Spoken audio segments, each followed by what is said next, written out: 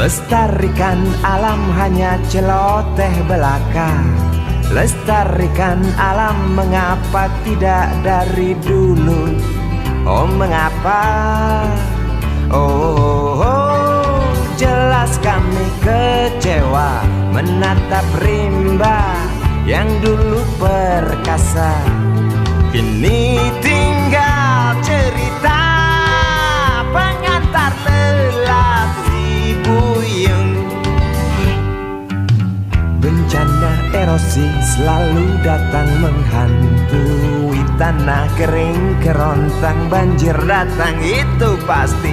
Di Rimba tak ada tempat berpijak lagi, punah dengan sendirinya akibat rakus manusia.